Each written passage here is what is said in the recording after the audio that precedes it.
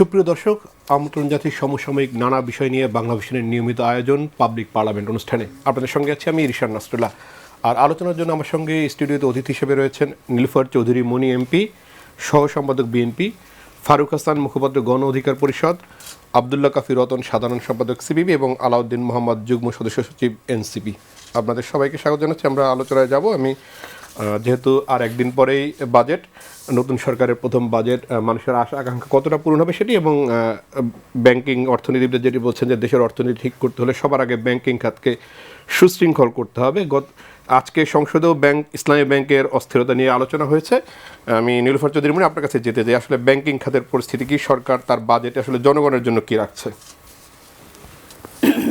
ধন্যবাদ আপনাকে, যারা শুনছেন আমার সহ আলোচক বৃন্দকে শুভেচ্ছা।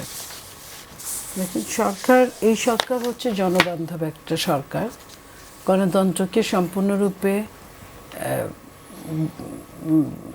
চর্চা করে যে সরকার রাষ্ট্রীয় দায়িত্বে এসেছে, সেই সরকারই এই দেশে এখন এইবারের বাজেট, প্রথম বাজেট দিচ্ছে।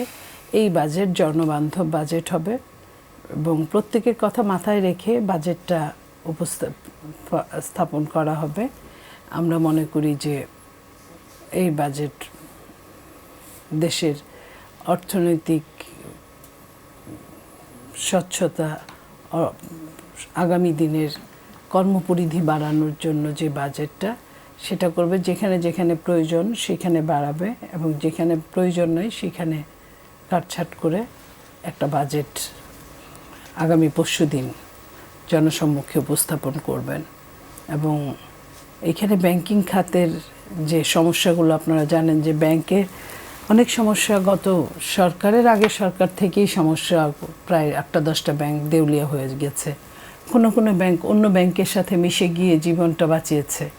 কিন্তু জনগণ, যে আওয়ামী শাসকরা যেভাবে আইনটা বানিয়েছিল যে একটা ব্যাংক যদি দেউলিয়া হয় সর্বোচ্চ 1 লাখের বেশি টাকা তুলতে পারবে না, এই যে আইনটা করেছে, ব্যাংক দেউলিয়া হলে জনগণ সাফার করবে। এই যে জনগণের সাফারিংয়ের যে ব্যাপারটা, আমার মনে হয় যে বিএনপি সরকার সামনের দিনে যদি নিরপেক্ষভাবে কাজ করার সুযোগ পায় তাহলে ব্যাংকগুলোর অনেকটাই সমস্যা কাটিয়ে উঠবে।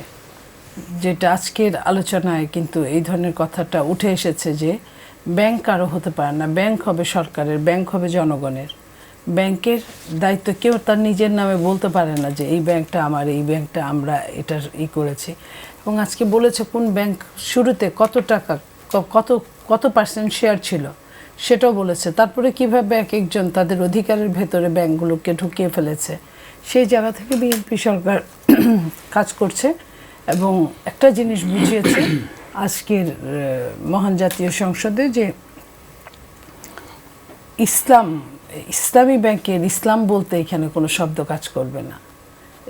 এটা কোনো ধর্মের জন্য ব্যাংক না, এটা কোনো ব্যক্তি মানুষের জন্য ব্যাংক না, ব্যাংকটা সাধারণ জনগণের। কিন্তু এখানে তো এই প্রশ্ন উঠেছে যে ব্যাংক, বিমা সহ প্রতিষ্ঠানগুলোতে রাজনৈতিক হস্তক্ষেপের মাধ্যমে অপরাধীদের নিয়োগ দেওয়া হচ্ছে, এবং বিরোধী দল তো সুস্পষ্ট করেই বলেছে যে যাদের নামে ব্যাংক ঋণ রয়েছে তারা বাংলাদেশ ব্যাংকের গভর্নর রয়েছেন, ইসলামী ব্যাংকের চেয়ারম্যান নিয়োগ নিয়ে অভিযোগ রয়েছে সরকারের বিরুদ্ধে। অর্থাৎ সরকারের রাজনৈতিক হস্তক্ষেপের একটা অভিযোগ রয়েছে, সেটি আসলে বিএনপি কীভাবে বিবেচনা করবে? দেখেন, এইখানে এই দেশে কার নামে এলিগেশন নাই। বাংলাদেশের আপনি দেখেন যে একটা সময় ফ্যাসিস্ট যাদেরকে খুনি বানিয়ে ফাঁসি কাস্টের ঢুকিয়ে রেখেছিল, তারাও কিন্তু এইবারের মহান জাতীয় সংসদে জনগণের ম্যান্ডেট নিয়ে কিন্তু আপনার সংসদে এসেছেন। তো যদি রাষ্ট্র তার প্রয়োজনে যেভাবে অন্যায় কাজগুলোকে ন্যায় হিসেবে বিবেচিত করেছে, তাদেরকে জনগণ যদি জনগণের চোখে যদি অন্যায় হতো তাহলে কিন্তু ভোট দিত না। তো ঠিক তেমনই যে কথাগুলো তারা বলছে, তারা সব কিছুই কিন্তু সঠিকভাবে বলছে না। আমি আপনাকে বলি যে নিয়োগগুলো হয়েছে ভোটের পরে। হ্যাঁ, নিয়োগগুলো হয়েছে ভোটের পরে। আপনার ওই নিয়োগের কথা আপনি বলছেন, আমি এই নিয়োগটার কথা বলছেন, তার আগের নিয়োগটাই আপনি বলেন। 18 মাসে যখন ব্যাংকটার দখল হলো তখন যে 5-7 হাজার লোকের চাকরি চলে গেল, এই মানুষগুলোর কি দায় ছিল? হতে পারে যে আমি সবাই এখানে জানি যে চাকরি পেতে গেলে এই যুগে এই সমাজে কাউকে না কাউকে ধরতে হয়, কোনো না কোনোভাবে খুশি করতে হয়। হতে পারে তারা ধরে চাকরি নিয়েছিল, কিন্তু তারা তো এই দেশেরই নাগরিক, এবং সেটা কিন্তু হাতে গোনা একটা দুইটা না, হাজারের উপরে। তো সেই মানুষগুলোর যে হঠাৎ করে চাকরিটা চলে গেল, সেটা কি ন্যায় ছিল? সেটা তো ন্যায় ছিল না। এখন আপনি বলতে পারেন, আপনি যদি যাকে নিয়োগ দিয়েছে সেটা যদি আপনার সিরিয়াসলি যদি সৎভাবে যদি আপনি উপস্থাপন করতে পারেন যে এর এই জায়গায় সমস্যা আছে, হয়তো সে চলে যাবে। চেয়ার চেঞ্জ হতেই পারে, চেয়ারের মানুষ চেঞ্জ হতেই পারে, বাট তার মানে তো এই না যে আপনার সমস্ত চাকরিজীবীদের হঠাৎ করে চাকরি খেয়ে ফেলবে। আপনি ইসলামী ব্যাংকের মালিকানা চেঞ্জ করে যেভাবে চাকরিগুলো খাওয়া হয়েছিল, সেটা কি ন্যায়সঙ্গত ছিল? এই সরকার আবার বলেছে যাদের চাকরি চলে গেছে, আজকেও বলেছে তাদের চাকরি ফেরত দেওয়া হবে যাচাই বাছাই করে। তো এই যে ফেরত দেওয়া হবে, এটা কি খুব অন্যায় কাজ করেছে? এতগুলো মানুষের 5-6 হাজারের উপরে এই মানুষগুলোর চাকরিটা চলে গেলো, এই বাজারে চাকরি করেই একটা সংসার চালানো দায় হয়ে যায়। সেইখানে যে হঠাৎ করে তাদের কি দোষ থাকতে পারে? আপনি বলেন, আওয়ামী লীগের সময়, আওয়ামী লীগ ফ্যাসিস্ট ছিল, আওয়ামী লীগের সময় যে প্রায় 10 লাখ 10.5 লাখ সরকারি চাকরি হয়েছে 15.5 বছরে, সেখানে তাদের কি বিতাড়িত করা গেছে? কিন্তু আওয়ামী লীগের সময় সচিবদের বরখাস্ত করছেন, সরকারের বিভিন্ন পর্যায় থেকে বরখাস্ত করেন, তাহলে ইসলামী ব্যাংকের এই সেটা শোনেন, সেটা সংখ্যায় 2-4 জন 5 জন তারা বিশেষ অন্যায় করার প্রেক্ষাপটে তাদেরকে সরিয়ে দেওয়া হয়েছে, বাট ম্যাক্সিমাম 99% তো তারা আওয়ামী লীগের সময় নিয়োগকৃত বিএনপি রেখেছে। তাহলে যদি তাই হয়, তাহলে ইসলামী ব্যাংকের এই মানুষগুলোকে কেন বাতিল করতে হলো? তাদের কি দোষ? তারা কেন এই চাকরিতে থাকতে পারবে না? আমি কিন্তু কোনো দলের কথা বলছি না, যদিও আমি একটা দল করি, একটা দলের আমি সংসদ সদস্য, তারপরেও আমি বলছি যে সংখ্যাগরিষ্ঠ মানুষকে নিয়েই তো কাজ আমাদের। তো এই মানুষগুলো বঞ্চিত হচ্ছে। তো এই এতগুলো মানুষের বঞ্চিত বেশি নাকি আপনার একজন মানুষের যদি অনেক বেশি সমস্যা থাকে, অনেক বেশি যদি অন্যায় থাকে, তাকে সরিয়ে দেওয়া যাবে প্রয়োজনে। আপনি সেটা নিয়ে কথা বলেন ভালোভাবে। আলাউদ্দিন মোহাম্মদ, নীলুফার চৌধুরী মনে বলছিলেন যে ধরে ধরে যে চাকরি নেওয়ার যে প্রক্রিয়া, সেখানে কিছু চাকরি হয়েছে, এরকম অনিয়ম থাকতে পারে, কিন্তু যাদেরকে চাকরি থেকে বরখাস্ত করা হয়েছে ইসলামিকে, তাদের আসলে কি অপরাধ সেটি উনি বলছেন। কিন্তু নিয়োগ নিয়ে যেটি সমালোচনা এখনো রয়েছে, এবং সংসদে আজকে আলোচনা হয়েছে যে ইসলামী ব্যাংকটি ধ্বংস হয়ে গেলে অর্থনীতি ধ্বংস হয়ে যাচ্ছে, এবং অর্থনীতিবিদরাও বলছেন যে দেশের ব্যাংকিং খাতের যে অবস্থা, অর্থনীতিকে ঠিক করতে হলে ব্যাংকিং খাতে সুশৃঙ্খল নিশ্চিত করতে হবে। আপনাকে ধন্যবাদ। যেই জায়গা থেকে নীলুফার আপু আলোচনা শুরু করেছেন, যেমন প্রথমত আমার কাছে মনে হয় যে সরকার তারা চালাতে চায় কিনা, মানে আসলে গভর্নমেন্ট কিন্তু বর্তমানে যে ক্রাইসিসটায় আছে সেটা কিন্তু রাজনৈতিক ক্রাইসিস না, এটা কিন্তু অর্থনৈতিক ক্রাইসিস, এবং অর্থ সংগ্রহে কিন্তু সরকার সবচেয়ে বেশি চ্যালেঞ্জের মধ্যে আছে।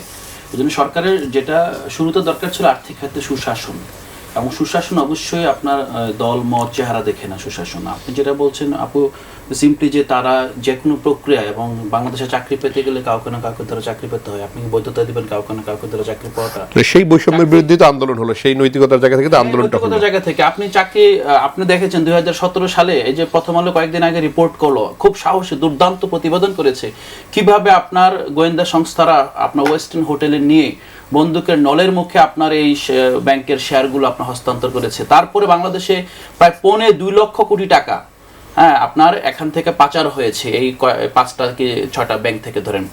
তারপর আপনার বিশেষ করে যে এই যে গণঅভ্যুত্থানের পরে এই ব্যাংকের চেয়ারম্যানরা, ব্যাংকের ডিরেক্টর তো পালিয়ে গিয়েছে।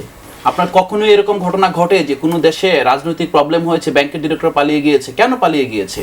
কারণ এই ব্যাংকগুলো তো দখল করা হয়েছিল, এবং দখল করা হয়েছিল কারণ একটা নির্দিষ্ট গোষ্ঠীর, সেই গোষ্ঠীর প্রতি আপনার সংবেদনশীলতা, সমর্থন কিংবা থাকুক না থাকুক, আপনার আর্থিক খাতে সুশাসনের ক্ষেত্রে আপনি তো কারো ব্যাংক দখল করতে পারেন না।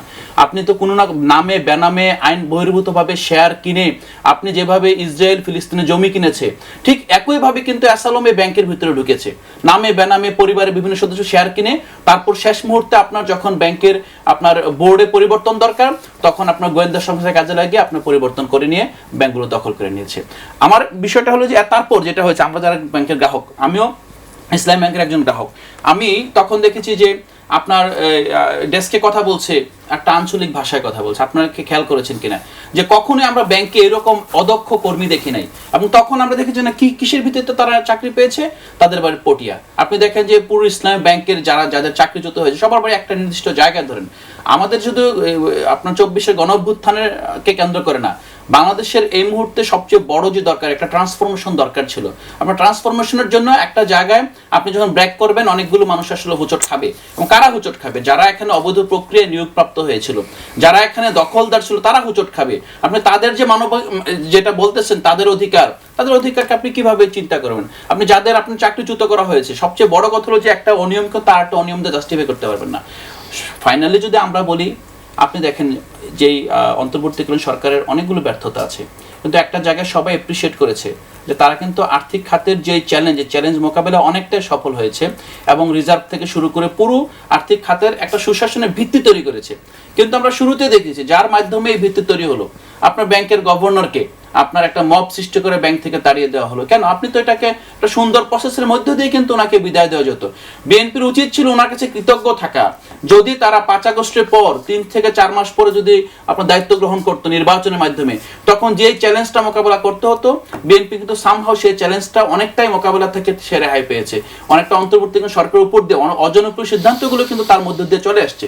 সেই জায়গা থেকে তারপর আপনি বাংলাদেশ ব্যাংকে যে গভর্নর বসালেন, সেইটা নিয়ে আপত্তি আছে। ফাইনালি আপনি ইসলামী ব্যাংকের যে পরিবর্তনটা করলেন, আপনি যে ভদ্র ঢাকা বিশ্ববিদ্যালয়ের অধ্যাপক, তার মাধ্যমে কিন্তু এখানে একটা আস্থা মানে আপনার ফিরে আসছিল। সেই জায়গাটা আপনি কাকে নিয়োগ দিলেন?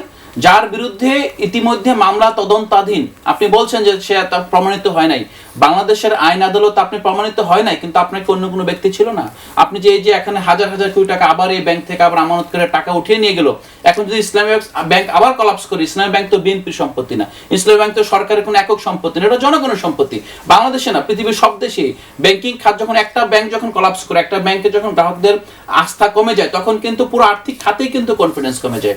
আমাদের মূল জায়গাটা বুঝতে হবে যে এটা যে অবস্থায় আমরা আসছি, যদি বিএনপি এই সরকার অথবা এই বাজেট তো অন্য বিষয় ধরে না, যদি আর্থিক খাতে সুশাসন ডেলিভারি না করতে পারে, তাহলে এই গভর্নমেন্ট কলাপস করবে। আর এই গভর্নমেন্ট যদি কলাপস করে, তাহলে গণঅভ্যুত্থানের মাধ্যমে রাজনৈতিক স্থিতিশীলতার যে আকাঙ্ক্ষা তৈরি হয়েছে, গণতন্ত্রের যে আকাঙ্ক্ষা তৈরি হয়েছে, একটা নির্বাচিত সরকার তার সার্ভিস ডেলিভারির যে প্রতিশ্রুতি দিয়েছে, সবগুলো কিন্তু ক্ষতিগ্রস্ত হবে। জি ফারুক হাসান, আর্থিক শৃঙ্খলা প্রতিষ্ঠা করতে না পারলে এই সরকার কলাপস করবে, সেই পথেই হাঁটছে কি? মানে দৃশ্য, মানে যেই পথে অগ্রসর হচ্ছে বিএনপি, সেরকম কোনো দৃশ্য দেখা যাচ্ছে কি?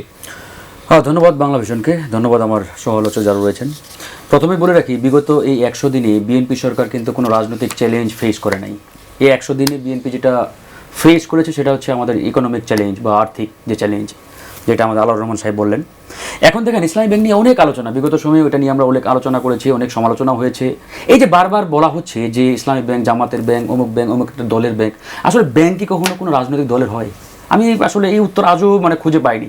এই যে ইসলামী ব্যাংকের আমি দেখলাম যে প্রতিষ্ঠার সময় আসলে শেয়ার সংখ্যাটাই বেশি। আমি আসবো যখন ইসলামী ব্যাংক প্রতিষ্ঠার সময় ছিলেন ইসলামিক ডেভেলপমেন্ট ব্যাংক, আইডিবি, ছিলেন Kuwait financial house, Dubai Islamic bank, Al Rajhi company for exchange and investment Saudi Arab, Jordan Islami bank, তার ফেডারেল আরব ব্যাংক, এরকম বেশ কয়েকটি আন্তর্জাতিক প্রতিষ্ঠান এবং বাংলাদেশের 2-1 জন উদ্যোক্তা যারা হয়তোবা কোনো একটি রাজনৈতিক দলের সাথে সম্পৃক্ত ছিল, তাদের সমন্বয়ে কিন্তু এই ব্যাংকটি প্রতিষ্ঠা হয়। ব্যাংকটি ভালো চলছিল এবং পৃথিবীর বোধহয় সম্ভবত 100টি ব্যাংকের তালিকাতেও স্থান অর্জন করেছিলেন, বিকজ অফ যেহেতু বাংলাদেশের জনগণের আস্থা এই ব্যাংকটির মধ্য দিয়ে তৈরি হয়েছিল। প্রবলেমটা ঘটলো কখন? প্রবলেমটা ঘটলো 2016 সালে, যখন এই ব্যাংকটিকে লুট করার একটা সিদ্ধান্ত নিল তৎকালীন ফ্যাসিস্ট সরকার। এখন লুট করার তো একটা প্লট তৈরি করতে হবে, মানে আপনি তো হুট করে একটা প্রতিষ্ঠানকে এমনি দখল করতে পারবেন না, তার আগে একটা প্রেক্ষাপট, একটা প্লট তৈরি করতে হয়। এই প্লট তৈরি করতে গিয়েই তারা একটা নেগেটিভ দাঁড় করার চেষ্টা করলো যে ইসলামী ব্যাংক জামাতের ব্যাংক। তার মানে কি? যেহেতু এটা জামাতের সম্পত্তি, তার মানে এটাকে দখল করা জায়েজ, এটাকে দখল করা হালাল, তোমরা এখানে ঢুকো আর লুট করো। এই লুটপাট কিন্তু 2016 সাল থেকে শুরু হয়েছে। এই একই নেগেটিভ আমরা বর্তমান নির্বাচিত সরকারের আমলেও দেখতে পাচ্ছি। আজকে বিএনপির ভাইরা বলছেন যে ইসলামী ব্যাংক জামাতের ব্যাংক। তাহলে আমি যদি একই প্রশ্নটি করি যে আমাদের মির্জা আব্বাস ভাইয়ের পরিবারের নিয়ন্ত্রণে ঢাকা ব্যাংক, তাহলে কি এই ঢাকা ব্যাংক বিএনপির? ওই যে সালমান এফ রহমান নিয়ন্ত্রণে আইএফআইসি ব্যাংক, ওই যে জলিল সাহেবের নিয়ন্ত্রণে আছে আপনার ওই যে মার্কেন্টাইল ব্যাংক, তাহলে এই ব্যাংকগুলো কি আওয়ামী লীগের? না, এই উত্তর তো দিতে হবে। ব্যাংক তো কখনো কোনো দলের হয় না। এখন আপনারা প্রশ্ন করতে পারেন, ধরে নিলাম ইসলামী ব্যাংকের ম্যানেজমেন্টে যারা দায়িত্বে রয়েছেন এরা জামাত মতাদর্শের, আমি ধরে নিলাম এটা সত্য। এখন আপনি প্রশ্ন করেন যে এই জামাত মতাদর্শের যারা ইসলামী ব্যাংকের ম্যানেজমেন্টের দায়িত্বে রয়েছে এরা প্রত্যেকে করাপ্টেড, এরা ব্যাংক থেকে এই এত হাজার কোটি টাকা লুট করেছে। এই এক্সাম্পলটা জনগণের সামনে নিয়ে আসেন যে ওই যে অমুক জামাতের নেতা 1000 কোটি টাকা লুট করেছে, এটা কিন্তু দেখাতে পারেন নাই। কিন্তু 2016 থেকে 2026 সাল এই 8-9 বছরে এস আলম 1,35,000 কোটি টাকা লুট করেছে এই একটা ব্যাংক থেকে। কই অন্য কারো নাম তো আসে নাই। তাহলে আপনারা কিভাবে এই ট্যাগিং এর রাজনীতিটা করে এই ব্যাংকটাকে আবারও লুট করার একটা হালাল পন্থা বের করার চেষ্টা করছেন? এটা করা যাবে না। ব্যাংক জনগণের, আমার নিজের টাকা আছে এখানে। এখানে আমি মনে করি আপনারা যারা আছেন প্রত্যেকেরই অ্যাকাউন্টে ইসলামী ব্যাংকে রয়েছে। সুতরাং এই ব্যথা তো আমরা অনুভব করি, এটা জামাতের কারণে না, আমরা কেউ জামাত করি না, কিন্তু আমরা কেন ব্যথাটা অনুভব করি? বিকজ অফ এই ব্যাংক আমাদের। সুতরাং আজকে আপনারা ইসলামী ব্যাংক একজনকে দায়িত্ব দিলেন, কাকে? যে ব্যক্তিটা বিগত সময়ে ফ্যাসিস্টের অন্যতম সহযোগী ছিল এবং এই এস আলমের মেইন অ্যাডভাইজার, এস আলম গ্রুপকে উপদেশ দিয়েছে যে ব্যক্তিটি, তাকে আপনারা আজকে চেয়ারম্যান বানালেন। আজকে অত্যন্ত লজ্জাজনক একটা ঘটনা, ওই ব্যক্তিটার নামে যখন বিভিন্ন নিউজ মিডিয়াতে আসলো, Bangladesh bank, central bank of Bangladesh, তারা ওই ব্যক্তিটার পক্ষে সাফাইভাবে গাচ্ছে যে না না না, খুরশিদ আলম তো ঋণ খেলাপি না, ওনার ওয়াইফ ঋণ খেলাপি। What a nonsense statement! এটা দেখে লজ্জায় মাথা হেঁটে হয়ে যায় যে বাংলাদেশের সেন্ট্রাল ব্যাংক যখন একটা এরকম ঋণ খেলাপি, এরকম একটা মাফিয়ার পক্ষে স্টেটমেন্ট দেয়, এটা আমাদের লজ্জায় এতটা মাথা নিচু হয়ে যায় আর বলার মতো ভাষা থাকে না। আজকে এই জন্য আমরা বিএনপি বলি, আমরা কেউ বিএনপি সরকারের অমঙ্গল চাই না, আমরা চাই সরকার সফল হোক, এবং সরকার সফল হওয়ার জন্য যে রাস্তাগুলো দরকার সেই রাস্তাগুলো আমরা বাতলে দিই।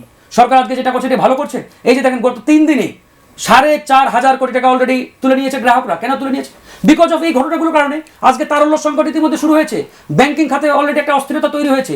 এই অস্থিরতা যদি বিএনপি সরকার থামাতে না পারে তাহলে আগামীতে তারা কোন দিকে যাবে এটা তো আমরা পরিষ্কার বুঝতে পারছি।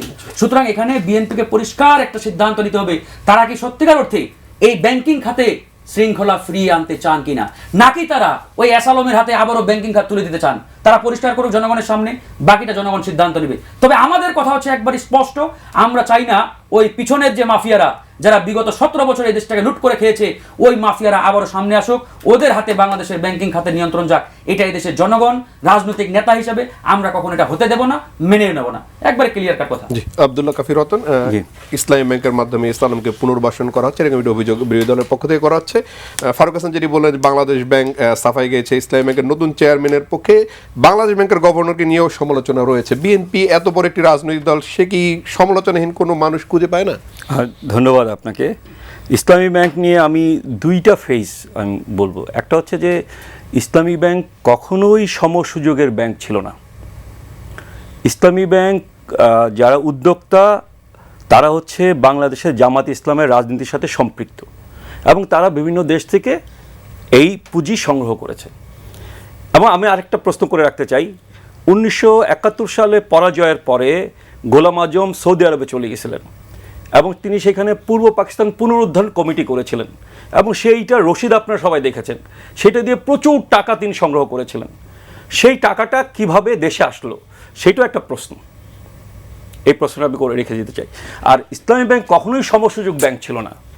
ইসলামী ব্যাংক সেখানে ভিন্ন ধর্মাবলম্বীদের কোনো জায়গা ছিল না, নারীদের কোনো জায়গা ছিল না, ইভেন কি শিবির করে না এমন কোনো ছাত্রদের সেখানে জায়গা ছিল না। আমি নিজে ব্যাংকার ছিলাম, 23 বছর আমি ব্যাংকে চাকরি করেছি।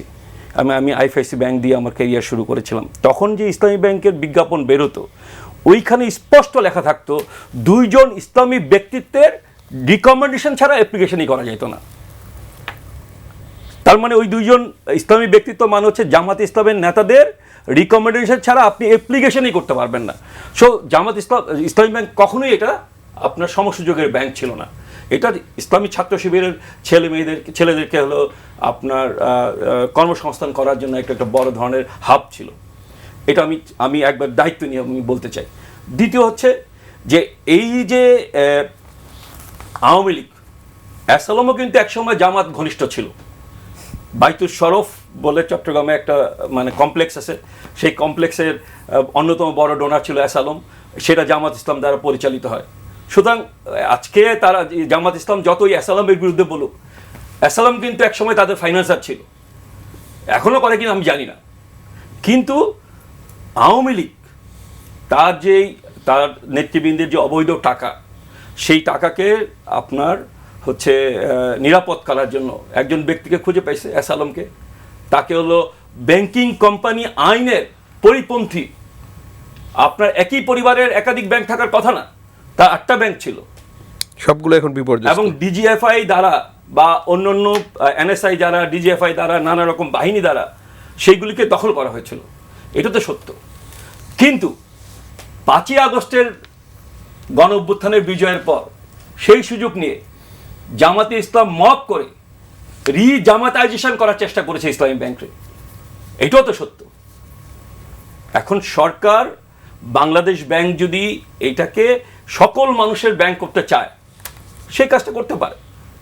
কিন্তু আমি সরকারকে এই জায়গায় বলতে চাই, তারা যে ব্যাংক রেজুলেশন আইন করেছে, সে আইনের মধ্যে যে ফাঁক রেখেছে, সেই ফাঁক দিয়ে এস আলমকে ঢুকিয়ে দেওয়ার কোনো একটা চক্রান্ত থাকতে পারে।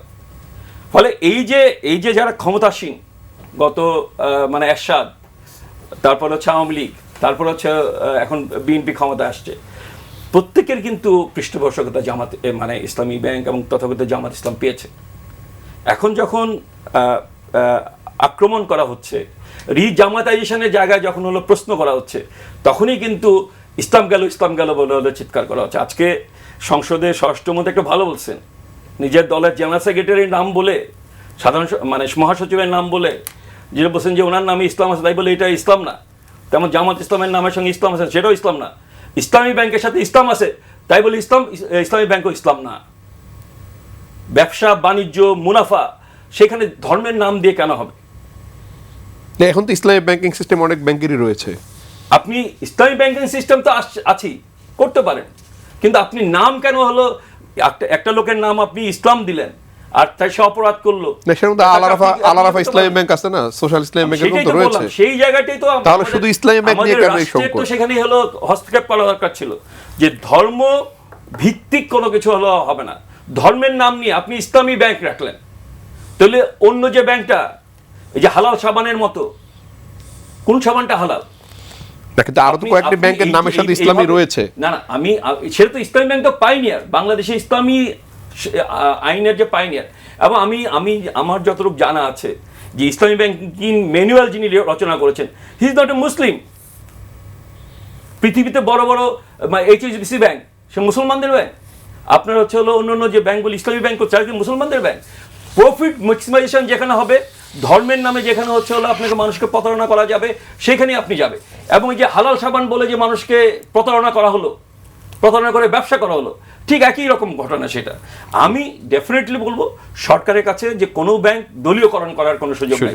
এই যে জামাত ইসলাম যে 5ই আগস্টের পরে মব করে একটা জামাতাইজেশন করার চেষ্টা করেছে ইসলামী ব্যাংকে, সেটা প্রতিরোধ করা। ইসলামী ব্যাংকের শেয়ার ওপেন মার্কেটে ছেড়ে দেন, জনগণ সেই শেয়ার কিনুক, সেই শেয়ার কিনে জনগণ সেই ব্যাংকের মালিক হোক, সেই কাজটা আপনার করা দরকার। সাধারণ মানুষের আসলে বেশ কিছু শঙ্কা রয়েছে। সরকারের বাজেট নিয়ে বলা হচ্ছে খরচ বাড়বে, নানান জায়গায় ট্যাক্স বাড়বে। আসলে সেই ট্যাক্সটা আসলে কতটা বাড়তে পারে, সেখানে মানুষের উপরে চাপ তৈরি হবে কিনা নতুন করে, এবং আপনাদের যে সামাজিক সুরক্ষা কর্মসূচি, সেখানে অর্থ বরাদ্দ দিতে গিয়ে বাড়তি খরচের বোঝা মানুষকে বইতে হবে কিনা? দেখেন, এই যে সামাজিক সুরক্ষা কর্মসূচিতে যে অর্থটা যাচ্ছে, এর চেয়ে কত বড় বড় অর্থ অন্যান্য কাজে ব্যয় হয়, কত বড় বড় অর্থ অকাজে ব্যয় হয় রাষ্ট্রের কত লোক বিদেশ যাচ্ছে খিচুড়ি রান্না শেখার জন্য, কত হাজার হাজার কোটি টাকা। এগুলা একটা দুইটা এরকম মনে হয়, কিন্তু যখন আপনি সামগ্রিক হিসাব করেন কতভাবে রাষ্ট্র আপনার কি বলে জুয়া খেলছে এইসব নিয়ে। আর এইখানে আপনার দরিদ্রদের পাশে দাঁড়ালে আমার মনে হয় যে রাষ্ট্রের তো ক্ষতি হওয়ার কথা না। ধনীর টাকা নিয়ে গরিবকে দিবে, রাষ্ট্র কি দিয়ে চলে? রাষ্ট্র তো চলে আপনার ট্যাক্সের টাকা দিয়ে। সেখানে ধনীর যদি ট্যাক্স যদি আপনার এই যে যারা ফাঁক ফোকর দিয়ে বের হয়ে যায়, তাদের যদি ট্যাক্সে যদি সিরিয়াস হয় সরকার, সেই টাকায় যদি গরিবের একটুখানি করা যায়। আপনি দেখেন, হিসাব করে দেখেন, 2,500 টাকা করে প্রণোদনা, 2,500 টাকা করে এই পর্যন্ত কতজন হয়েছে? ধরেন 1 লাখের উপরে তো হয় নাই 2 কিস্তিতে। প্রথম কিস্তিতে 37,000 সামথিং হলো, তারপরেরটা আরও কম, তো 1 লাখের কাছাকাছি যায় নাই। সেইখানে সেটা দিল। কৃষকেরটাই তো আপনার ওই ধরনের কিছু না, কৃষকেরটায় আপনার কি পাবে? কম মূল্যে, আপনার রিজনাল মূল্যে আপনার বীজ সার এইসব জিনিস ক্রয় করবে কৃষক তার প্রয়োজন অনুযায়ী যাদের দরকার। আর যেটা হয়েছে ঋণ মওকুফ করেছে, কত ঋণ তো অনাদায়ে ঘুমায় আছে, ঋণের খেলাপিরা আরামে আরামে কত বড় বড় জায়গায় কি হচ্ছে, আপনি ভিআইপি হচ্ছে, সিআইপি হচ্ছে, এইসব হচ্ছে, অথচ দেশ থেকে ব্যাংকগুলোকে খালি করে ফেলেছে। সেই হিসেবে একটা কৃষক যার টাকায় দেশ চলে, যার উৎপাদনে, যার কষ্টে, যার ঘামে, যার রক্তে দেশ চলে, তাকে তার একটা ঋণ মওকুফ করে দেওয়া হয়েছে 10,000 পর্যন্ত। এগুলো তো খুব বড় কিছু আমার মনে হয় না। এবং মাননীয় প্রধানমন্ত্রী কি করেছেন, উনি যখন নিজে 100 টাকায় দুপুরে লাঞ্চ করবে, আপনি নিজে বুঝেন সমস্ত বাংলাদেশে আমলারা যেভাবে পয়সা 9-6 করে, সেটা এখন তো কমবে। উনি যখন এই যে মহান জাতীয় সংসদে বসে ভাই আগে কিন্তু প্রধানমন্ত্রী 100 টাকা বা 150 টাকা লাঞ্চ করবেন, কিন্তু মন্ত্রীরা অর্থ পাচার করবেন, সেই সংবাদ 3 মাসের মধ্যে আসা শুরু হয়েছে। এটা পৃথিবী যেদিন থেকে সৃষ্টি হয়েছে সেদিন থেকে আপনার ন্যায় এবং অন্যায় দুইটাই আছে। অন্যায় তো বিচার হবে, বলদ নাই তো যে বিচার হবে না। তো আমি যে কথাটা বলছি, যেটা বিচারাধীনের মধ্যে থাকবে সেটা থাকবে। আজকে আপনি একটা অন্যায় করলেন, আজকে না দেখুক কেউ, 2 দিন পরে দেখবেই। তো সেই জায়গায় সেটা বিচারাধীনের মধ্যে থাকবে। কিন্তু প্রধানমন্ত্রী যেটা কমাচ্ছে, যেটা বলছিলাম যে মহান জাতীয় সংসদে একসময় আমরা চাদর নিয়ে গিয়েও কাঁপতে থাকতাম, এত ঠান্ডা থাকতো। এখন তো গরম লাগে, কারণ 25-এ যখন এত বড় একটা জায়গায় 350 এমপির পিছনে মিনিমাম আপনি গড়ে যদি 2-3 জন করে ধরেন, তাও তো 1000 লোক। এই 1,500-2,000 লোক যে এখানে থাকে, সেই জায়গায় আপনার 25-এ এসি চলে এই গরমের মধ্যে। তো এগুলো কি একটা একটা করে যোগ দিয়ে দেখেন কতটা সংকুলন হচ্ছে, কতটা খরচকে কমানো হচ্ছে সবখানে। তো সেই জায়গায় ওই গরিবের ওই প্রণোদনাটা নিয়ে যখন আপনারা কথা বলেন, তখন খুব খারাপ লাগে। এবং এইটা একটা সময় আপনার আজকের বিরোধী দল কি বলছিল, হেসে দিয়েছিল, তারা ট্রল করছিল যে আমরা এটা ভোটে পাশ করার জন্য এইসব বলছি। আমরা যে 1 মাসের মধ্যে এই কাজটা মাননীয় প্রধানমন্ত্রী করতে পারবেন, এটা কিন্তু তারা কল্পনাই করে নাই। বরং তা না, তারা ঘোষণা দিয়েছিল তারা গাড়ি নেবে না, প্লট নেবে না। আমরা কিন্তু কোনো ঘোষণাও দিইনি। এই যে এতগুলো গাড়ি, আপনি এই গাড়িগুলোই হিসাব করেন, আপনি 350 গাড়ি হিসাব করেন, যেটা ট্যাক্স 350 গাড়ির যদি একটা গাড়ি প্রতি 50 লক্ষ বা 1 কোটি টাকা, 2 কোটি টাকা, কারণ 600% কি ট্যাক্স, 50 লাখ টাকার গাড়ির দাম 3-3.5 কোটি টাকা। তার মানে প্রতি এমপির যদি 2 কোটি টাকা করে ধরেন, এখানে কত কোটি টাকা থাকে। তারপরে আপনি প্লট, 350টা প্লট বা ফ্ল্যাট, সেইখানে আপনি আরও 1-2 কোটি করে ধরেন, আপনি দেখেন কতটা। তো এই যে এই জায়গাগুলায় সবচেয়ে বড় কথা কি জানেন, সরকার থ্যাঙ্কসলেস জব করে। সরকার ভালো কিছু করলে এই তৃতীয় বিশ্বের দেশগুলো কোনো সুনাম করতে পারে না, কিন্তু বদনামগুলো পুরাপুরি করে। যেইখানে যে দেশে এর আগে যে বাজেট হয়েছে, সেই বাজেটগুলো কি খুব ভর্তুকি ছাড়া হয়েছিল? সেই বাজেটগুলো কি সম্পূর্ণ ফুলফিল করতে পেরেছিল? বাজেট মানে কি ভাই? বাজেট মানে হচ্ছে একজন ব্যাংকার আছে, আমি বলছি বাজেট একটা দেশের 1 বছরের আয় ব্যয়ের হিসাব। যদি আমি এক কথায় বলি, আমি বললাম আমার বাজেট 1 বছরে, আমার ব্যক্তি আমার 20 লাখ টাকা। এখন আমার যদি টাকা থাকে 20 লাখ টাকা পাই, তাহলে আমি এটা কিনবো, এটা কিনবো, এটা কিনবো, এটা কিনবো। আমি টাকা পাইলাম না, আমি পাইলাম 10 লাখ, আমার 10 লাখ দিয়েই চালাতে হবে। তো এটাই তো এই নিয়ম। তো সরকার অবশ্যই, আমি জনবান্ধব হিসেবে আমি বলতে চাই যে সরকার ওইভাবেই চিন্তা করবে যেটা জনগণের কাজে লাগে। জি, আলাউদ্দিন মোহাম্মদ, সরকারের বাজেটকে বিবেচনায় নিয়ে আপনারা এনসিপি একটি ছায়া বাজেট করেছে, সেই ছায়া বাজেটে কি আছে, বা সরকারের বাজেটের কোন জায়গাগুলো আপনাদের কাছে মনে হয়েছে যেটি জনবান্ধব হবে না? না, প্রথমত আমরা যে ছায়া বাজেট দিয়েছি, এটা একটা ইন্ডিকেশন যে আমরা কিভাবে আমাদের অর্থনৈতিক কর্মসূচিটা দেখি।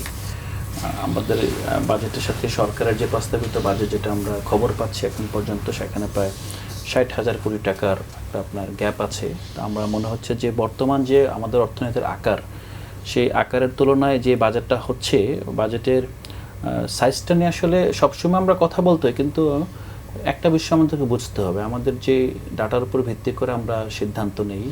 বিবিএসকে কিন্তু আপনার বিশ্বের কোনো সংস্থায় ট্রাস্ট করে না। আমাদের যে পুরো স্ট্যাটিস্টিক্সের ডাটা, এই ডাটাটা কিন্তু হাইলি আপনার ম্যানিপুলেটেড এবং পলিটিক্যালি মোটিভেটেড, এবং আমাদের আদমশুমারিও কিন্তু আমরা নিজেরাই ট্রাস্ট করি না। আসলে আমরা কাগজে কলমে যেটা আছে তার চেয়ে 2-3 কোটি বাড়িয়ে বলি, দেখবেন কথাবার্তার সময়।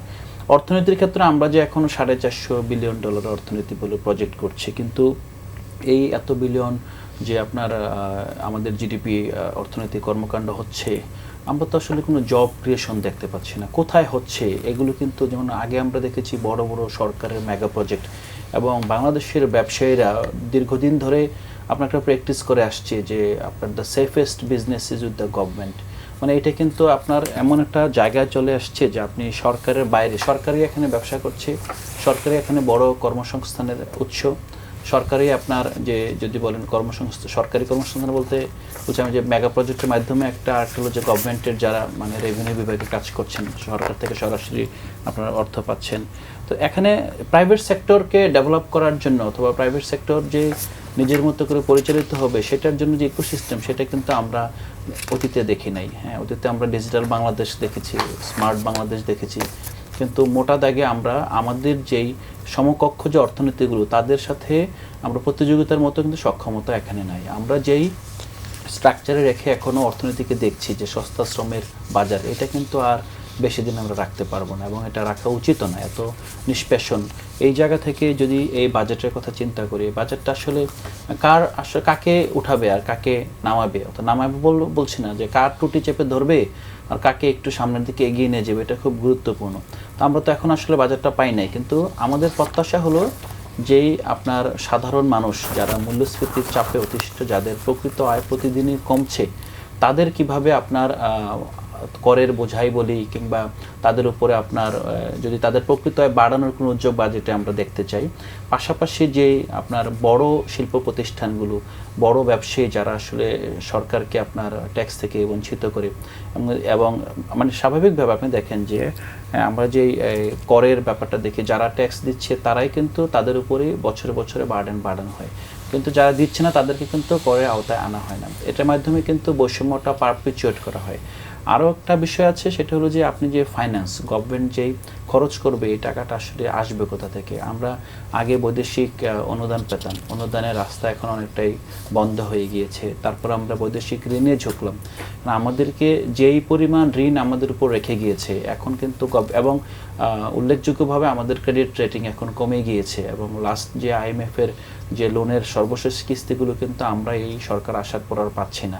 ওয়ার্ল্ড ব্যাংকও কিন্তু অনেকগুলো কন্ডিশন দিয়ে রেখেছে যে তারা যে বাজেটে সহায়তা করবে বিভিন্ন আপনার প্রজেক্টে, তারা কিন্তু এখানকার যে সংস্কার, এই যে আর্থিক খাতের সুশাসন নিয়ে আমরা কথা বলছি, যেটা ইতিমধ্যেই ভাই যেটা বললেন, আপনার যে ব্যাংকিং রেজুলেশন 18 ক ধারা, জনগণের চাপে কিন্তু সরকার সে ধারা সংশোধনের উদ্যোগ নেয় নাই, কিন্তু যখন ওয়ার্ল্ড ব্যাংক তার যে বাজেটের সহযোগিতা বন্ধ করে দেওয়ার আপনার হুমকি দিয়েছে, তখন কিন্তু সাথে সাথে আপনার এটা আপনার অ্যামেন্ডমেন্টের একটা প্রতিশ্রুতিতে চলে আসছে। তো বাজেটটা তো আমরা বুঝতে চাই যে সরকার জনগণের কাছে দায়বদ্ধ, জনগণের ভালো মন্দ দেখবে, কিন্তু আমরা দেখেছি যে জনগণ যখন বলে, জনগণের অংশ হিসেবে আমরা বলি, হ্যাঁ বিরোধী দল বলে, তখন কিন্তু সরকার এটাকে কর্ণপাত করে না। যখন ডোনার বলে তখন কিন্তু সরকার আপনাকে এটা গুরুত্ব দেয়। এটাও কিন্তু আমাদের যেই আপনার অটোনমি বলেন, যদি আমরা ইকোনমিক অটোনমি, সেই জায়গায় কিন্তু এটা একটা সীমাবদ্ধতা বলবো। ফাইনালি বাজেটটা বিএনপি যেই লেগাসিটা বহন করছে, এবং বিএনপিকে তো শুরুতে আমি আপনার বলতে পারবো না যে তুমি গত 15-17 বছরের দুঃশাসনের জন্য দায়ী, কিন্তু বিএনপিকে আমি এই জায়গাটা বলতে পারবো যে তুমি দুঃশাসনে যুক্ত ছিল না, বাট দুঃশাসন বন্ধ করা তোমার পদক্ষেপ কি? তুমি কি এটা কন্টিনিউ করবে নাকি এটাকে আপনার রাশ টেনে ধরবে? আরেকটা কথা বলি যে আমাদের মতো অর্থনীতিতে একটা বিগ পুশ প্রয়োজন। আপনার যদি বলেন প্রাতিষ্ঠানিক সংস্কার বলেন, অর্থখাতের সংস্কার বলেন, যখনই পুষ্ট হবে তখন কিন্তু অনেকেই ক্ষতিগ্রস্ত হবে। যেমন ইসলামী ব্যাংকের কথা বলছিলেন, অনেকেই ক্ষতিগ্রস্ত হবে। এরকম করে গভর্নমেন্ট যদি সত্যিকার অর্থে আগামী দিনের কথা চিন্তা করে পদক্ষেপ নেয়, তাহলে এখন অনেকেই ক্ষতিগ্রস্ত হবে, বাট ভবিষ্যতে কিন্তু তারা সুফল লাভ করবে। এখন সরকার যদি এই ক্ষতিগ্রস্ত মানুষদের দিকে তাকিয়ে যে ঠিক আছে আমি কাউকে ক্ষতিগ্রস্ত করব না, আমি অনেকটা মলম লাগিয়ে ক্ষত সারাবো, তাহলে কিন্তু অর্থনীতির যে ক্ষত এবং আমাদের যে মোটা দাগে যে আগামী দিনে একটা মধ্যম আয়ের দেশ, তারপর আপনার উচ্চ মধ্যম আয়ের দেশে পরিণত হওয়ার স্বপ্ন, সেটা কিন্তু অধরাই থেকে যাবে। ফারুক হাসান, সরকারের বড় কোনো প্রকল্প নেই, তারপরে 9 লাখ কোটি টাকার বাজেট দিচ্ছে সরকার, সেখানে কর্মসংস্থান বিষয়টি একটি বড় চ্যালেঞ্জ হবে। সেই জায়গাগুলো সরকার আসলে কতটা গুরুত্ব দিচ্ছে বলে আপনাদের কাছে মনে হয়? আমরা দেখছি যে নারীদের শিক্ষা প্রায় ফ্রি করে দিচ্ছে, আবার স্কুল ব্যাগ দিচ্ছে, অর্থাৎ একদিক থেকে আরেক দিকে খরচ কোনো না কোনোভাবে কেনাকাটার দিকে ধাবিত হচ্ছে সরকার। ধন্যবাদ আপনাকে। সরকার আসলে দায়িত্ব নেওয়ার 3 মাসের মাথায় জাতীয় বাজেট দিতে হচ্ছে, এটা সরকারের জন্য একটা বড় চ্যালেঞ্জের বিষয়। তারপর আমরা বিগত সময়ে যে সরকারগুলো দায়িত্বে ছিলেন বাংলাদেশের, তারা যখনই বাজেট দিয়েছে কোনো বাজেটই কিন্তু আসলে সফলভাবে তারা ইমপ্লিমেন্ট করতে পারে নাই। মোটা দাগে আমরা দেখছি যে সরকারগুলো আসলে বাজেটের পরবর্তী সময়ে 60%, 70%, 80% মুখে বললেও বাস্তবিক অর্থে মোটা দাগে বিভিন্ন জরিপে আসছে যে আমাদের দেশে 50 থেকে 55% সর্বোচ্চ লেভেল বাস্তবায়নের। তো সেই জায়গা থেকে বর্তমান বিএনপি নেতৃত্বাধীন সরকার বিশাল অ্যামাউন্টের একটি বাজেট দিচ্ছেন, যেটা প্রায় 9,30,000 কি 35,000 কোটি সম্ভবত, 38,000 কোটি টাকা, বিশাল অ্যামাউন্টের বাজেট। মানে এই বাজেটের সবচেয়ে বড় চ্যালেঞ্জ হচ্ছে আসলে আর্থিক সংকুলন, টাকাটা কোথা থেকে আসবে, that is the big challenge for this government. এবং এটা নিয়ে সরকারের হোপ ইন্টারনাল সোর্স থেকে বোধহয় 60% তারা কালেক্ট করার একটা ইয়ে দিয়েছে। তো আসলে আমরা জানি না মানে কতটুকু তারা কালেক্ট করতে পারবে। আবার এনবিআরেও ইতিমধ্যে একটা বড় ধরনের ঝামেলা চলমান, এখানেও সংস্কার করতে পারে নাই সরকার, যে সংস্কার আমরা প্রত্যাশা করেছিলাম। এদিকে ব্যাংকিং সেক্টরেও সুশাসন এবং সংস্কার আসে নাই। তো সব মিলিয়ে একটা হযবরল অবস্থা রয়েছে। তার মধ্যেও দেখা যাক, এই মুহূর্তে আসলে আমরা ওইভাবে চূড়ান্ত জাজমেন্টে যেতে পারছি না বাজেট নিয়ে। সরকারের আসলে বাজেট দেওয়ার পরে 1 থেকে 2 মাসের মধ্যে রিয়্যাক্টটা কীরকম হয়, কার্যক্রমটা কীরকম হয়, তার উপরে বেসিস করে আসলে এই বাজেটের উপরে একটা মানে মন্তব্য দেওয়া যেতে পারে। আমরা চাই যে সরকার একটা ভালো বাজেট দিতে যাচ্ছে, যেটা এটা আসলে বাস্তবায়ন করুক, বাস্তবায়ন হোক, এটা আমরা সবসময় প্রত্যাশা করি। ওভারঅল এই বাজেট আসলে ইমপ্লিমেন্ট না সরকার করতে পারলে জনগণ ক্ষতিগ্রস্ত হবে, ক্ষতিগ্রস্ত আমরা হব। তো আমরা তো কেউই চাই না যে আসলে আমরা ক্ষতিগ্রস্ত হই। তো এখানে ভেরি ইন্টারেস্টিং দেখবেন যে এই বাজেট সরকার আসলে কোনো গোষ্ঠীকে খুশি করার জন্য মানে দিচ্ছে কিনা, বেশ কিছু ধরেন যে আপনার সেক্টর যেগুলো নিয়ে আসছে, এটা কিন্তু একটা বড় প্রশ্নের বিষয়। বলো তো সরকার যদি কোনো খুশি করার জন্য দিচ্ছে, এরকম যে ব্যবসায়িক গোষ্ঠীকে এরকম বিষয় হ্যাঁ, কিনা, যদি খুশি করার জন্য এই বাজেট ওভাবে তারা প্রণয়ন করার চিন্তা করে, তাহলে এটা মারাত্মক আসলে মানে ব্লান্ডার সিচুয়েশন ক্রিয়েট করতে পারে। জি তো দেখা যাক।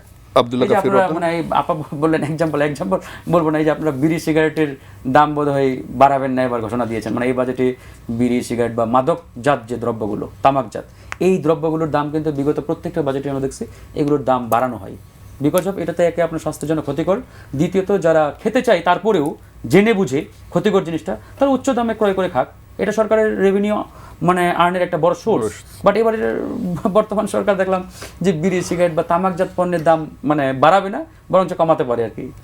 এটা তো আপনার অপর দিকে কি করলেন, তেল বিদ্যুৎ গ্যাসের দাম বাড়াচ্ছেন আরেকদিকে। তাহলে কি মানুষ আগামীতে ওই তেল গ্যাস বিদ্যুতের পরিবর্তে ওই বিড়ি সিগারেট খেয়ে বাঁচবে কিনা আমি জানি না আসলে। আব্দুল্লাহ কাফির রতন, কর্মসংস্থান এবং বিনিয়োগ সরকারের জন্য একটি বড় চ্যালেঞ্জ। এই বাজেটে সেই জায়গাটি আসলে দেখছেন কিনা যে বিনিয়োগ এবং কর্মসংস্থান আসলে তৈরি হবে, সেরকম কোনো লক্ষণ দেখা যাচ্ছে কিনা?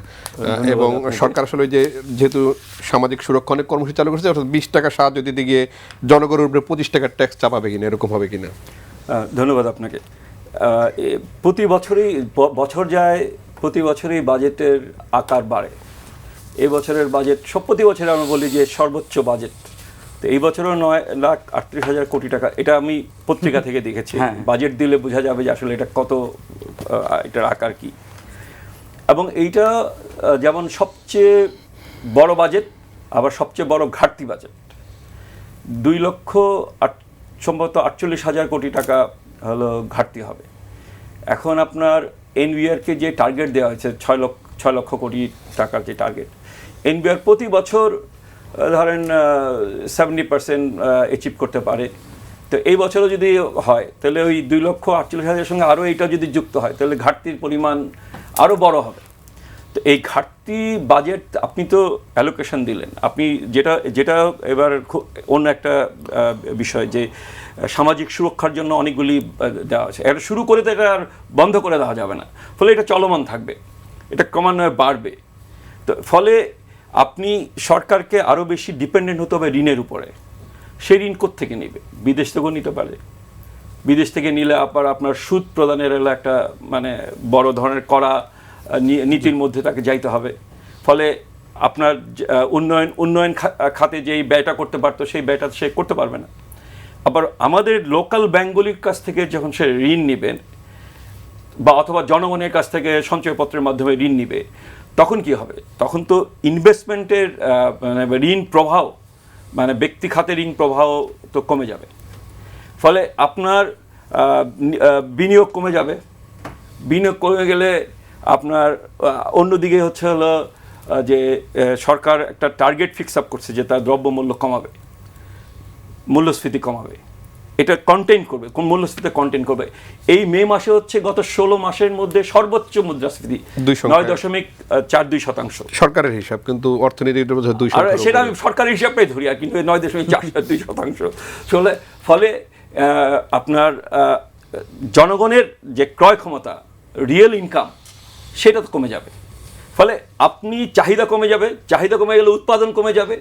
এই যে একটা মানে ভিসাস সাইকেল, এইটাকে স্ট্যাগফ্লেশন বলে, যে আপনি আপনার হলো জিডিপি কমবে, আপনার কর্মসংস্থান কমবে, আপনার বিনিয়োগ কমবে।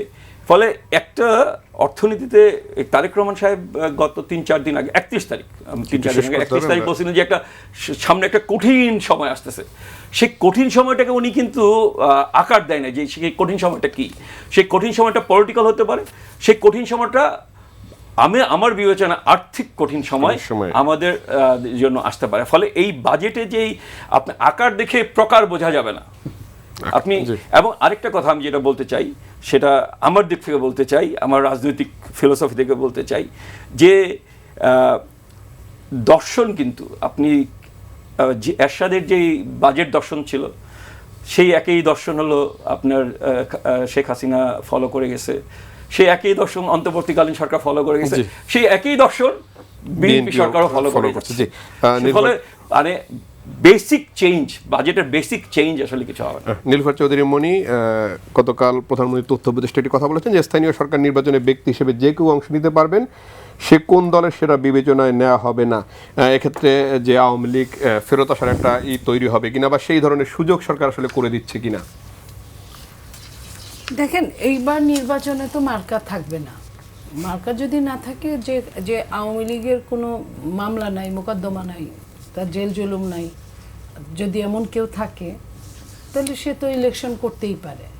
যে দেশে আছে, দেশে তো অনেকেই আছে, নইলে ভোট দিল কিভাবে? তো সেইখানে তো আমার মনে হয় আরেকটা জিনিস যেটা না বললেই না, আওয়ামী লীগও তো জামাতকে আপনার ব্যান করেছিল, বহুভাবে ব্যান করেছিল। তার পতন হওয়ার 3 দিন আগে একদম সমস্ত কিছু থেকে ব্যান করেছিল। সেটা যেহেতু রাখতে পারে নাই, বাংলাদেশে এমন একটা দেশ যে 3টা দলকে এখানে বড় করে দেখা যায়, যে বিএনপি, আওয়ামী লীগ, জামাত। তো তার যদি একটা না থাকে, 2টা যদি থাকে, তাহলে তারা একটা সময় তারা যে কেউ স্বৈরাচার হতেও পারে, ওই দিকে ধাবিত হতে পারে। তো যেটা আওয়ামী লীগের সময় ছিল, বিএনপিকে ইলেকশন করতে দেয় না, জামাতকে আসতে দেয় না, তার মানে স্বৈরাচারের চরম পর্যায়ে ছিল। বিএনপি তো এমন দল না, বিএনপি চায় সবাই রাজনীতি করুক। কিন্তু কার্যক্রম নিষিদ্ধ একটি দলের ব্যক্তিরা কি অংশ নিতে পারবে নির্বাচনে? কার্যক্রম সেই সুযোগ সরকার দেবে? আবারও বলছি, সেখানে তো একটা শর্ত সাপেক্ষ থাকবে। আর ওইখানে তো দলের হয়ে তারা ইলেকশন করছে না, এটা তো দল নাই। এখানে তো দল নাই, দল কাজ করছে না, নাম্বার 1। নাম্বার 2, যাদের আপনার মামলা মোকদ্দমা আছে, যে মার্ডার কেসের আসামি, অ্যাটেম্প টু মার্ডারের আসামি, সে তো এমনিই দৌড়ের উপর আছে, সে তো আর ওপেন হতে পারে না, সে হুলিয়া নিয়ে চলে গেছে। তারা তো আর ইলেকশন করতে আসবে না। ইলেকশন করবে কারা? যাদের মামলা টামলা নাই। তো সেখানে তো এমনিই সে শর্তের বেড়াজালে পড়ে যাচ্ছে। তো সেইখানে বিএনপি একটা উদারনৈতিক দল, বিএনপি মধ্যপন্থা একটা দল।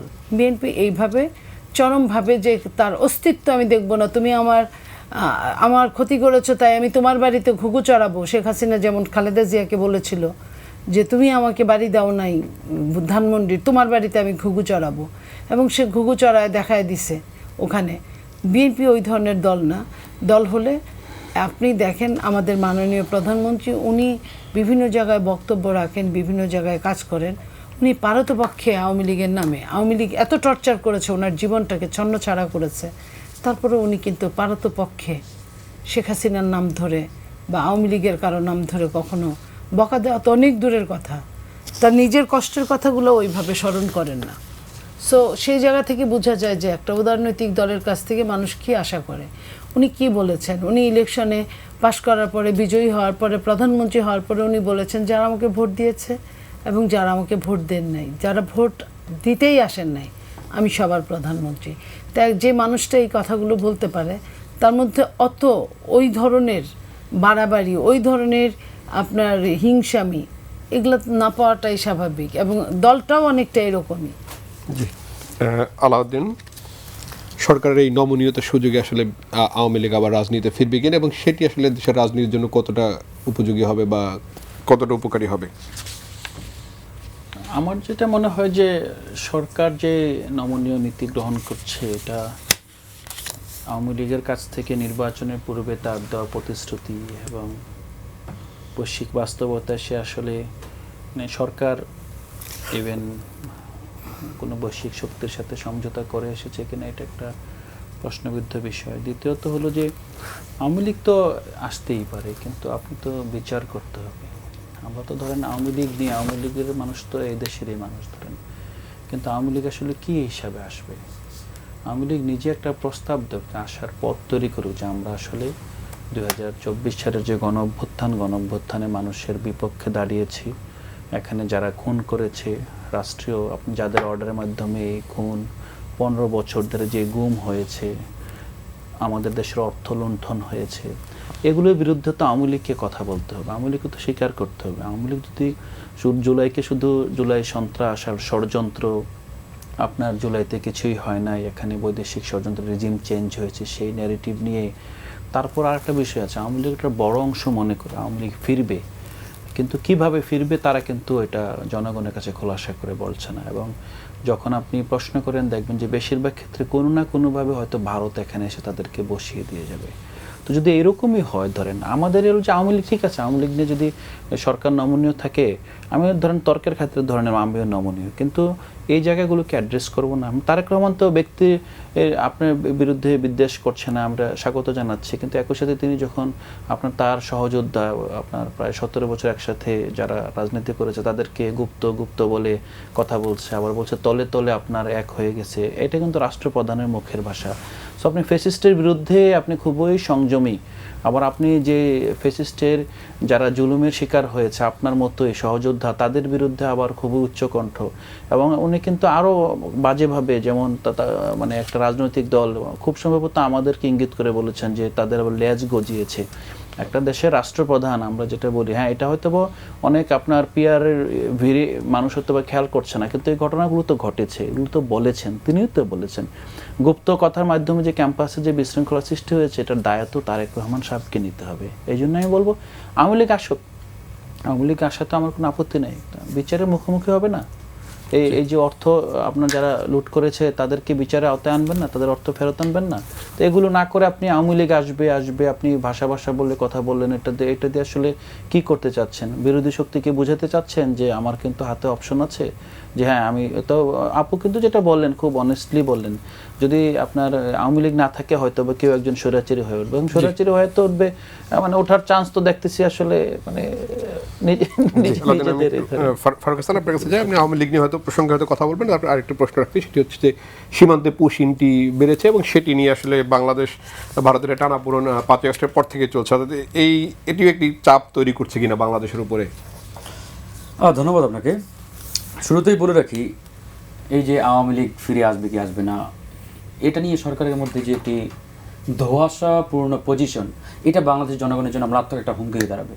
আমরা পরিষ্কারভাবে বলতে চাই যে আওয়ামী লীগের বিষয়ে সরকারের অবস্থানটা কি, এটা সরকারকে ক্লিয়ার করতে হবে। তারা কি আওয়ামী লীগকে ওপেন করতে চায় নাকি চায় না? যদি চাই আমাদের প্রবলেম নেই, কিন্তু সরকার এখানে একটা সব বিরোধী পজিশন হোল্ড করছে আওয়ামী লীগের প্রশ্নে।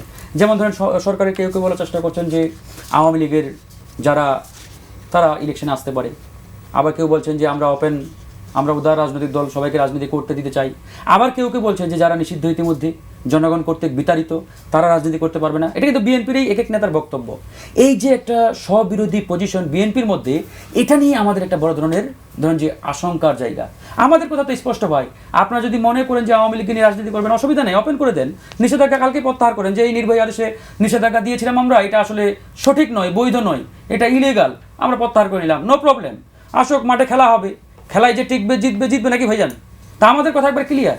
কিন্তু আপনারা ধোঁয়াশাপূর্ণ পজিশন রেখে জনগণের মধ্যে একটা এরকম সিনারি তৈরি করার চেষ্টা করবেন, এটা আসলে কোনোভাবেই জনগণের জন্য শুভকর নয়। তবে পৃথিবীর ইতিহাস কি বলে? পৃথিবীর ইতিহাস বলে যারা জনগণ কর্তৃক প্রত্যাখ্যিত, বিতাড়িত, এরকম শক্তিগুলো কখনোই রাজনীতিতে পরবর্তী সময়ে এলাইভ হয় নাই। যেমন ধরুন আপনারা ইন্ডিয়াতে একটা ছিল পপুলার ফ্রন্ট অফ ইন্ডিয়া, এটা কিন্তু স্টিল নাও আপনার নিষেধাজ্ঞার মধ্যেই রয়েছে। এই যে জার্মানির নাজি বাহিনী বা নাৎসি বাহিনী যেটাই বলেন, ওরা আজ পর্যন্ত জার্মানিতে রাজনীতি করার কোনো সুযোগ পায় না, বিকজ অফ তারা জনগণ কর্তৃক প্রত্যাখ্যিত, বিতাড়িত, জনগণ কর্তৃক। সুতরাং আজকে যে শক্তিটা বাংলাদেশে তো এই চিত্র রয়েছে, জামাত ইসলামী এত বছর ধরে রাজনীতি করছে। আসবো। এখন এই যে জামাতের এক্সাম্পলটা, এটাও কিন্তু একটা চিত্রায়ন। কি চিত্রায়ন? ধরেন যে ওই যে জামাত ইসলাম, ওরাও নিষেধাজ্ঞার আওতায় আসছিল, এখন তাহলে এরাও আছে, সুতরাং এরা তখন রাজনীতি করতেছে, এরাও করবে। জামাতের কথাই যদি বলি আপনাদের ফর্মুলা ধরে, জামাত ৭১ কি করেছে না করেছে আপনারাও জানেন, আমরাও জানি, জনগণও জানে। তারপরে তাদের বিচার হয়েছে, তাদের অনেক নেতা ফাঁসির কাজটা ঝুলেছেন, ওদের বিচারে অনেকে ধরেন যে 10 বছর, 15 বছর, 20 বছর কিন্তু জেল খেটেছেন। কিন্তু এই বক্তব্যটা আপনাদের মুখ দিয়ে আসে না যে আজকে যিনি পলাতক প্রধানমন্ত্রী সাবেক, তিনি বাংলাদেশে আসুক, ফিরে আসুক, বিচারের মুখোমুখি হোক, ট্রায়াল ফেস করুক, বিচারের পরে কি রায় হবে আমরা জানি না, রায়ের পরে তারপরে সে যদি রাজনীতির মাঠে নামতে চায়, জনগণ উইল ডিসাইড, জনগণ সিদ্ধান্ত নিবে সে রাজনীতি করতে পারবে কি পারবে না। কিন্তু এটা নিয়ে আপনারা খুব একটা কথা বলেন না। তো যাই হোক, আমাদের বক্তব্য ক্লিয়ার। আজকে আমি শুধু একটা এক্সাম্পল দেই, সিনিয়র অ্যাডভোকেট জয়নুল আবেদিন সাহেব আজকে পার্লামেন্টে দাঁড়িয়ে কি বলেছেন জানেন? যে আমরা ম্যাডাম যখন গুরুতর অসুস্থ, তাকে বিদেশে নেওয়ার জন্য ফর ট্রিটমেন্ট আমরা তৎকালীন ফ্যাসিস্ট প্রধানমন্ত্রীর কাছে গিয়েছিলাম, আমরা অনুনয় বিনয় করেছি, যিনি একজন বয়োজ্যেষ্ঠ, উনাকে 2 মাসের ইন্টারিম একটা জামিন দেন যাতে ওনার ট্রিটমেন্টটা করতে পারি। তৎকালীন ফ্যাসিস্ট কি বলেছেন জানেন? বলেছিলেন উনি তো বৃদ্ধ মানুষ, উনি তো মরেই যাবে, উনার আবার ট্রিটমেন্টের কি দরকার? এই কথা জয়নুল আবেদিন আজকে পার্লামেন্টে বলেছে, এবং ওনার চোখ দিয়ে আমি দেখলাম যে টলটল করছে, চোখ দিয়ে বোধহয় পানি ঝরছে। আপনারা একটা ফিল করবেন না?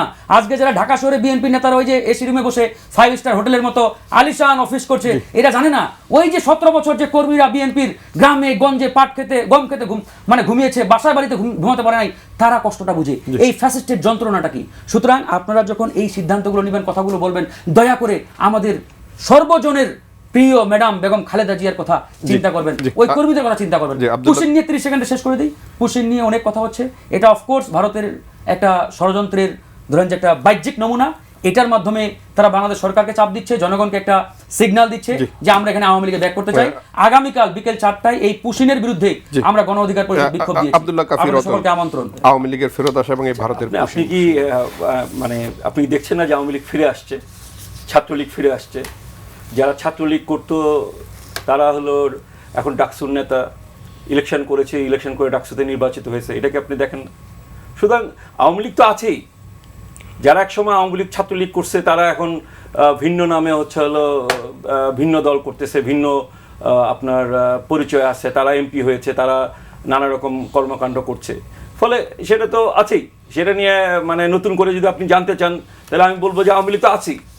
কিন্তু আমার কথা হচ্ছে এই পার্লামেন্টেই জামাত ইসলামের সদস্যরাই আইন পাশ করেছে যে 1971 সালে যুদ্ধ হয়েছিল পাকিস্তানি সেনাবাহিনীর বিরুদ্ধে, জামাত ইসলামের বিরুদ্ধে, নেজাম ইসলামের বিরুদ্ধে, মুসলিম লীগের বিরুদ্ধে, আল বদরের বিরুদ্ধে, রাজাকারের বিরুদ্ধে, আল শামসের বিরুদ্ধে, শান্তি কমিটির বিরুদ্ধে, তারাই আইন পাশ করেছে। তো যাদের বিরুদ্ধে আমাদের লড়াই করে দেশকে স্বাধীন করলাম আমরা, তারা এই দেশে কি করে রাজনীতি করতে পারে? ঠিক একই কথা আমি বলতে চাই, যারা 24-এর গণঅভ্যুত্থানে মানুষকে হত্যা করেছে তাদেরও বিচার হইতে হবে। তাদের বিচার ছাড়াও তাদেরকে রাজনীতি করার কোনো সুযোগ এই দেশে দেওয়া যাবে না। এই কথাটা আমি স্পষ্ট করে বলি। 71 সালে অপরাধ হলো যারা করছে তাদেরকেও হলো মানে রাজনীতি করতে দেওয়া যাবে না, এবং যারা 24-এ মানে অপরাধ করছে, যারা খুন, গুম, মানে আপনার হলো অর্থ পাচার, এইগুলির সাথে যুক্ত ছিল, তাদেরও রাজনীতি করার অধিকার নাই। আলোচনায় অংশ নেওয়ার জন্য আব্দুল্লাহ কাফির রতন, আলাউদ্দিন মোহাম্মদ, ফারুক হাসান এবং নীলুফার চৌধুরী মনি, আপনাদেরকে অসংখ্য ধন্যবাদ। দর্শক, পাবলিক পার্লামেন্ট থেকে আজকের মতো বিদায় নিচ্ছি। ভালো থাকবেন, সুস্থ থাকবেন, আল্লাহ হাফেজ।